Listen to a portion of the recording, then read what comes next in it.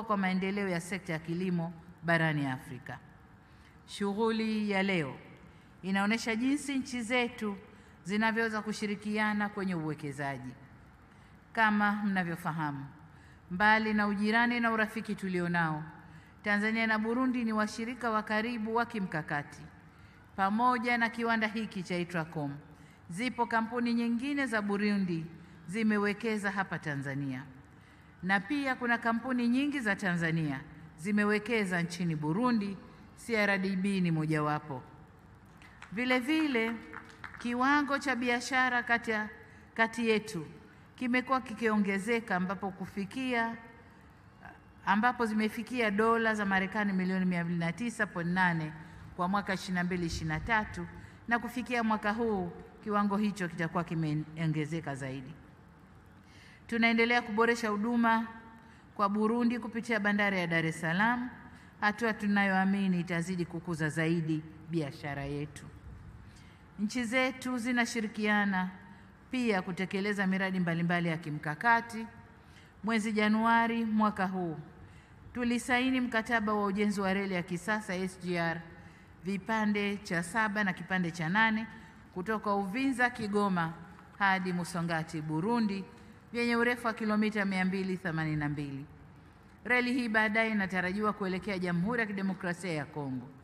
Hivyo narudia tena kukushukuru Mheshimiwa Rais Ndayishimiye kwa kushiriki kwenye tukio hili muhimu linalodhihirisha tena ushirikiano wa kimkakati tulionao. Aidha, kama majirani tunakupongeza sana Mheshimiwa Rais Ndayishimiye kwa kumaliza vyema na kwa salama uchaguzi wa wabunge na councilors au madiwani. Tunakupongeza sana. Lakini tunawapongeza wana Burundi, wameonyesha kukua kwa demokrasia. Tulikuwa tunafuatilia, uchaguzi umemalizika, kila mmoja amekubali matokeo na walikuwa wako wanaendelea na kazi zao za kawaida. Kwa hiyo hongereni sana.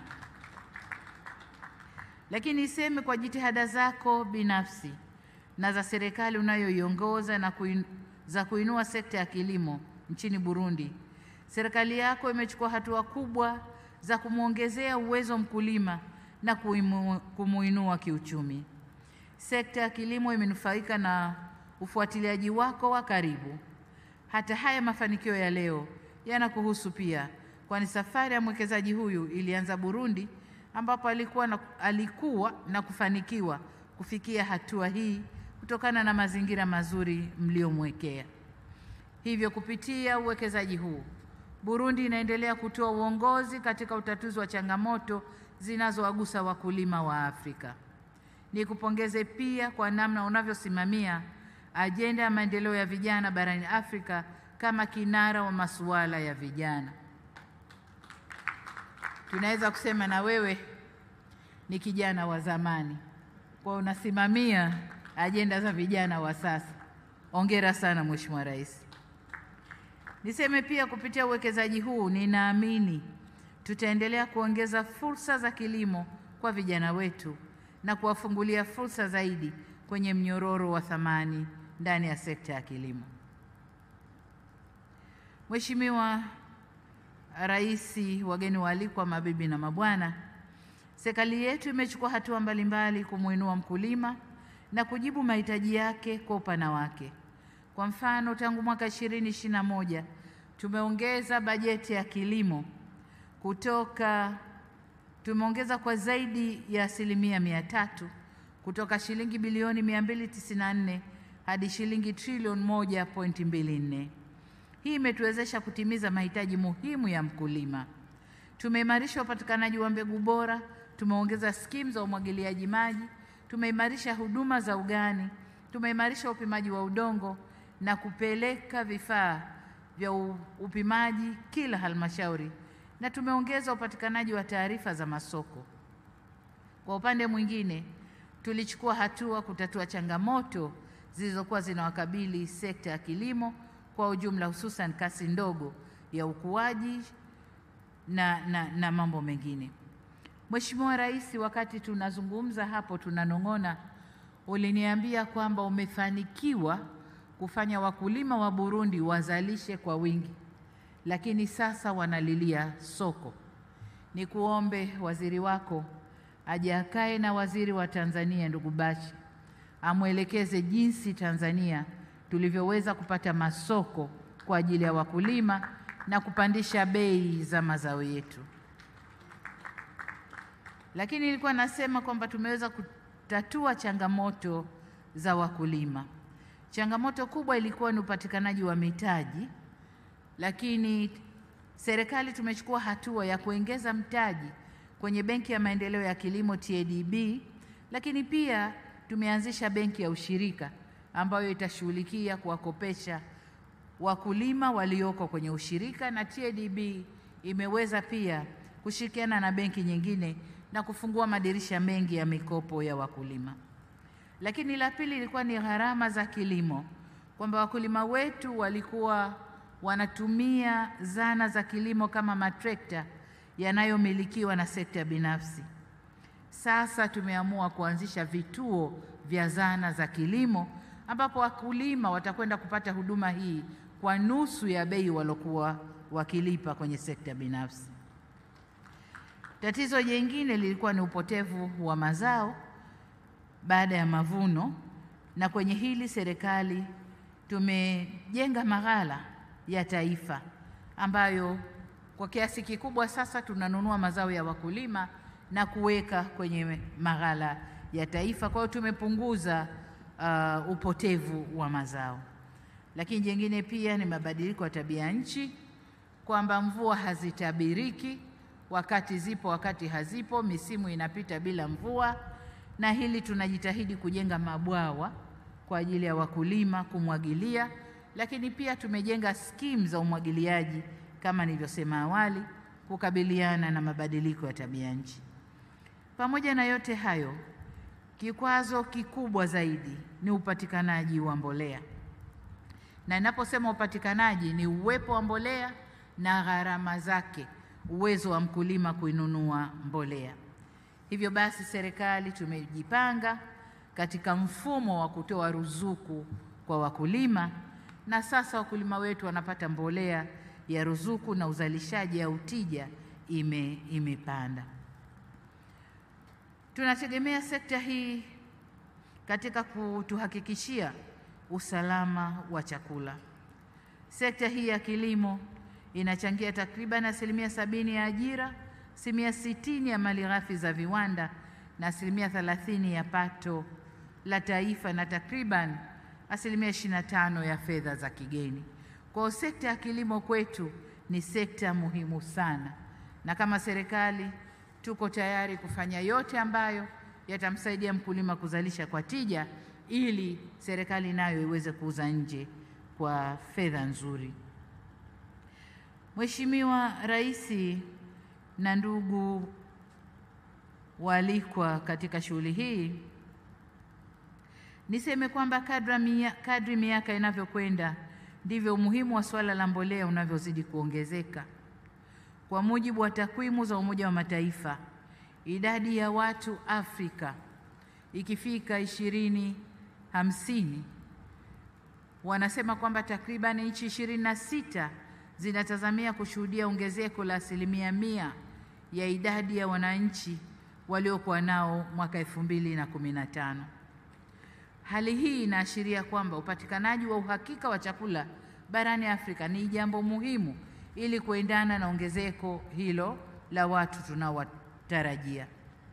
Kutokana na hali hiyo, uimarishaji wa shughuli za kilimo ikiwemo matumizi ya mbolea katika kuongeza tija na uzalishaji ni jambo la msingi linalopaswa kuzingatiwa kuanzia sasa. Ndugu zangu, kwa muktadha huo, napenda kutumia fursa hii kumpongeza sana mmiliki wa kiwanda hiki ndugu Adrian Ntigashika kwa uwekezaji huu mkubwa na wa kisasa uliofanywa katika muda mfupi. Nakumbuka mara ya kwanza kama ilivyosemwa hapa, nilikutana naye nikiwa makamu wa rais, na baadaye nilikutana naye mwaka 21 nikiwa rais, na mara zote nilimhakikishia awekeze Tanzania na hata juta. Na nadhani ndugu yangu Adrian umewekeza, tumeanza kununua na hakuna majuto. Nashukuru sana na kupongeza sio tu kwa kutimiza ahadi yako, bali pia kwa kuamua kuwekeza kwenye sekta ya kilimo. Kama nilivyogusia hapo awali, sekta hii ni muhimu kiuchumi katika nchi nyingi za Afrika. Hivyo nataka niwahakikishie kuwa uwekezaji kwenye sekta, mmewekeza kwenye sekta salama, na hii ni kwa sababu umuhimu wa sekta ya kilimo utaendelea kuongezeka kila mwaka kutokana na kuongezeka mahitaji ya chakula kunakosababishwa na kuongezeka kwa idadi ya watu. Kwa hiyo umefanya jambo jema, umewekeza kwenye sekta njema au sekta muhimu kwa maendeleo ya Afrika, na hivyo uwekezaji wako utaleta tija na utakulipa mara nyingi kiwango kile ambacho umewekeza. Nina taarifa kwamba unajipanga kuongeza laini za uzalishaji wa mbolea. Hili ni jambo jema. Ni jambo jema sana kwa sababu soko la mbolea bado ni kubwa nchini, bado ni kubwa kwa nchi jirani. Lakini kubwa zaidi ni kwamba uzalishaji wako wa mbolea unatumia malighafi zinazopatikana hapa nchini. Na hii moja katika malighafi unazotumia ni mnyororo wa kuongeza thamani kutoka kwa mfugaji kwenda kwenye kuzalisha mbolea kwa ajili ya kilimo. Malighafi ile zamani watu walikuwa wakiiona haina maana, lakini kwa sasa samadi ya ng'ombe ni malighafi kubwa, ni malighafi ambayo inatumika katika kiwanda chako kwa kiasi kikubwa. Kwa hiyo hii umeongeza mnyororo wa thamani kutoka kwa mfugaji kwenda kwa mkulima. Tunakushukuru sana. Waheshimiwa viongozi, wageni waalikwa, mabibi na mabwana, uwekezaji huu unaendana na maazimio kadhaa. Unaendana na azimio la Maputo la Umoja wa Afrika kuhusu maendeleo ya kilimo barani Afrika la mwaka 2003, lakini pia azimio la Sirte kuhusu changamoto za kilimo endelevu la mwaka 2004. Naendana pia na tamko la Abuja kuhusu mbolea kwa mapinduzi ya kijani Afrika la mwaka 2006. Inaendana na tamko la Malabo ya mwaka 2014, lakini pia azimio la Nairobi kuhusu mbolea na afya ya udongo ndani ya Afrika la mwaka 2024, pamoja na azimio la Kampala mwaka 25 kuhusu programu ya maendeleo ya kilimo barani Afrika. Matamko haya yote yanasisitiza umuhimu wa kuongeza uwekezaji katika uzalishaji na matumizi ya mbolea barani Afrika na kuhamasisha kilimo endelevu, ikiwemo kwa kuongeza uzalishaji wa ndani na uchanganyaji wa mbolea za madini kwa kutumia malighafi zinazopatikana barani Afrika. Kwa hiyo vile vile umeitikia wito uliotoka mara kadhaa ndani ya bara la Afrika. Kwa upande mwingine, ujenzi wa kiwanda hiki ni kielelezo cha jitihada zinazofanywa na serikali yetu katika kukuza kilimo na kuvutia uwekezaji. Katika kipindi cha miaka 4 iliyopita, serikali imefanya mabadiliko ya sera, sheria na kupunguza kodi na kuzidi kuweka vivutio mbalimbali kuvutia uwekezaji. Matokeo yake, tumefanikiwa kuvutia wawekezaji wengi na kuongeza manufaa kwa wananchi wetu. Kama mlivyosikia, kiwanda hiki kwa sasa kimeajiri watu 1800 na baadaye wanatarajia kuongeza hadi kufikia wafanyakazi 3000. Haya ni maendeleo makubwa sana. Maamuzi mlioyafanya ya kuongeza uwezo wa uzalishaji wa mbolea hadi kufikia tani milioni 3 kwa mwaka ndani ya miaka michache ijayo yatatuletea tija Tanzania pamoja na Afrika kwa ujumla. Mimi ni waahidi ushirikiano wa serikali nzima katika kuhakikisha kuwa mnafanikiwa kufikia malengo ya kiwanda hiki. Mheshimiwa Rais Ndayishimiye, waheshimiwa viongozi mliopo, wageni waalikwa, mabibi na mabwana, tupo hapa kushuhudia uzinduzi wa kiwanda hiki kikubwa cha mbolea kwenye ukanda wetu wa Afrika Mashariki. Hii ni sehemu ya mageuzi kwenye sekta ya kilimo. Tunapiga hatua nyingine mbele katika kuongeza uzalishaji wa mbolea inayotumia rasilimali au malighafi za ndani ya Afrika na kuongeza upatikanaji wa mbolea kwa unafuu mkubwa. Kupitia hadhara hii, nitoe rai kwa uongozi wa ITRACOM kuhakikisha kwamba mnaimarisha mfumo wa usambazaji wa mbolea hadi kwa wakulima waliopo vijijini ili waweze kuipata mbolea hii kwa gharama nafuu, na Waziri wa Kilimo yuko hapa kuwasaidia. Vile vile niwatake muendelee kushirikiana na taasisi za utafiti au utafiti wa kilimo, lakini vile vile mamlaka za tawala za mikoa na serikali za mitaa kutoa elimu ya kina juu ya matumizi na viwango sahihi vya mbolea hii ya FOMI katika kuzalisha mazao mbalimbali. Inawezekana mbolea ikafika kule lakini watu wakawa hawana maelekezo ya matumizi sahihi. Kwa niwaombe sana hilo nalo lifanyike, kutoa maelekezo sahihi kwa wakulima wetu juu ya matumizi ya mbolea hii. Kwa kufanya hivyo, kiwanda cha ITRACOM kitachangia sana katika kuimarisha usalama wa chakula, kupunguza umaskini na kuongeza ajira kwa vijana na wanawake. Na hapa nizungumze na wakuu wa mikoa kwamba kama mlivyosikia kwamba kilimo ni sekta muhimu sana, na Waziri wa Mipango na Uwekezaji amethibitisha hilo kwamba kipaumbele cha kwanza cha mipango yetu ni sekta ya kilimo. Niwaombe sana, kasimamieni kilimo, kasimamieni. Huko tuliko tumeleta mambo mengi kama nilivyoeleza hapa au kama nilivyoeleza jana. Sasa ninaomba kasimamieni kilimo kiwe ndiyo priority kwetu sote. Nawaomba sana, asanteni sana. Vile vile niwatake muendelee kushirikiana na taasisi nilikuwa nasema kwamba kwa kuwa mbolea hii inazalishwa nyumbani, wakulima wanatarajia kwamba bei pia itakuwa nafuu.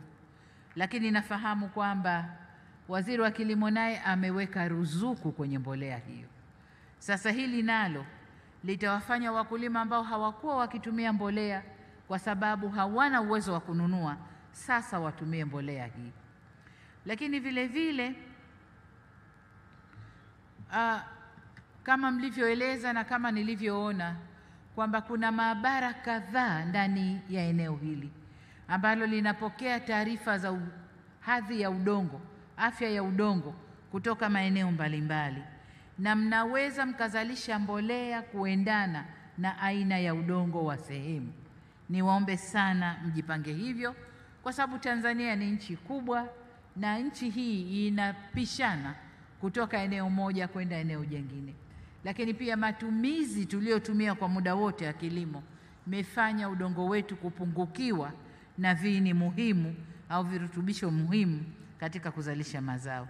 Kwa hiyo mjipange pia kuzalisha aina ya mbolea kuendana na aina ya afya ya udongo wetu. Niseme tu kwamba mbali na mbolea, serikali tumeweka nguvu kubwa kwenye umwagiliaji maji. Hili nilishalisema, na hapa niongee na serikali tuendelee kufanya hii kazi, lakini niongee na wananchi pia ambao wanafaidika na miradi ya umwagiliaji maji kutumia miradi hii vizuri ili tuweze kuendana na jinsi mazingira yanavyobadilika. Ndugu zangu wafanyakazi wa kiwanda hiki, sisi sote tumesikia kiasi cha fedha kilichowekezwa kwenye mradi huu, bilioni 486. Hii ni pesa nyingi sana. Hivyo kila mwenye nafasi ya kufanya kazi katika kiwanda hiki hana budi kuhakikisha kuwa tunakitunza kiwanda hiki, kwa sababu ndio chanzo chetu cha ajira na ndio chanzo cha uchumi wetu. Niwaombe sana tukitunze ili kiendelee kutoa huduma kwa muda mrefu. Mwekezaji amefanya imani kuja Tanzania, sasa imani hulipwa kwa imani. Tumuoneshe imani ili lengo alilojipangia liweze kutimia. Ninawashukuru viongozi na wananchi wa mkoa wa Dodoma kwa ushirikiano mliouonesha katika utekelezaji wa mradi huu tangu kuanza hadi sasa. Ninaamini mtaendelea kumsaidia mwekezaji huyu kuhakikisha kwamba uwekezaji wake unakuwa ni kitovu cha usambazaji wa mbolea katika nchi yetu, lakini hata nchi jirani. Nihitimishe kwa kuwashukuru tena Rais Mheshimiwa Meja Jenerali Evariste Ndayishimiye na wageni wote waalikwa, hasa waliotoka Burundi, kwa kuungana nasi katika tukio hili muhimu na la kimapinduzi katika sekta ya kilimo.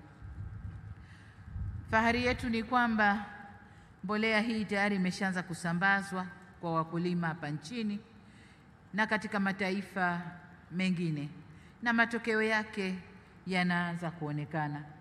Nilikuwa nazungumza na rais wa Burundi, ananiambia kule Burundi mazao ni tele kwa tele kupitia matumizi ya mbolea hii ya FOMI. Kwa ni matumaini yetu pia msimu ujao wakulima wa Tanzania, kwa sababu ndio wameanza kutumia, mazao yatakuwa tele kwa tele pia, lakini kama nilivyosema, wafundishwe viwango na jinsi ya kuitumia. Baada ya kusema hayo, sasa nina heshima kutamka kwamba kiwanda hiki cha mbolea cha Itracom Tanzania sasa kimezinduliwa rasmi. Makofi mengi na